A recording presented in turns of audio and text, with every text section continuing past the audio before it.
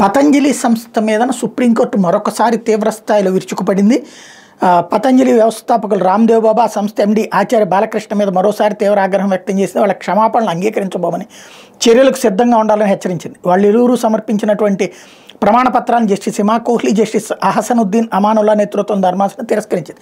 ఈ కేసులో తాము ఉదారంగా వ్యవహరించలేమని స్పష్టం చేసింది. పతంజలి ధిక్కరణ కేసులో బుధవారం విచారణ సందర్భంగా న్యాయమూర్తులు మరికొన్ని కీలక వ్యాఖ్యలు చేశారు. మీరు కోర్టు పట్ల ఏ విధంగా అయితే అలక్ష్యంగా వ్యవహరించారో అలానే మీ క్షమాపణ పట్ల మేము ఎందుకు వ్యవహరించకూడదు, మీ క్షమాపణ మీద మాకు నమ్మకం లేదు, దాన్ని తిరస్కరిస్తున్నామని ధర్మాసనం పేర్కొంది.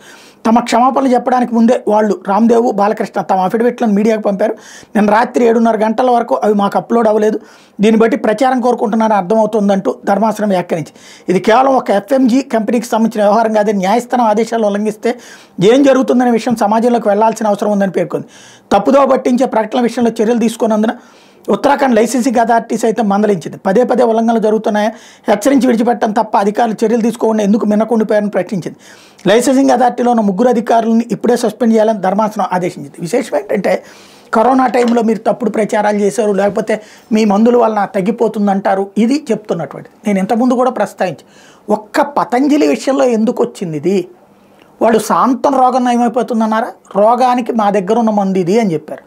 మరి తలనొప్పి ట్యాబ్లెట్ల దగ్గర నుంచి, ఒళ్ళు నొప్పుల ట్యాబ్లెట్ల దగ్గర నుంచి, పేస్టుల దగ్గర నుంచి ప్రతి దాంట్లో అడ్వర్టైజ్మెంట్ అట్లాగే వస్తున్నాయి కదా. వాటన్నిట్లలో లేదే. ఒక్క హిందూ సంస్థ, ఎస్పెషల్లీ హిందువులు ఎక్కువగా కొంటున్నారు కాబట్టి, అది కూడా పాతకాలపు విధానాల వైపుకి వెళ్తున్నారు కాబట్టి వాళ్ళ మీదనే ఇప్పుడు టార్గెట్ చేస్తారా? ఏం మీరు ఈ పేస్ట్ వాడితే కనుక మీకు అందులో పళ్ళల్లో ఒక్క క్రీము కూడా ఉండదు, లేకపోతే ఈ సబ్బు వాడితే ఒళ్ళంతా ఆరోగ్యంగా ఉంటుంది, ఈ జ్యూస్ ఏదేది ఈ టానిక్ తాగారంటే కనుక మీరు అత్యంత బలంగా తయారైపోతారు, అడ్వర్టైజ్మెంట్లు ఇస్తున్నారు కదా. వాళ్ళందరినీ ఎందుకు ఆపదు? కేవలం పతంజలి మీదనే కోపం ఏంటి? ఇక్కడే ఖచ్చితంగా చర్చ జరగాల్సిన అంశం ఉంది.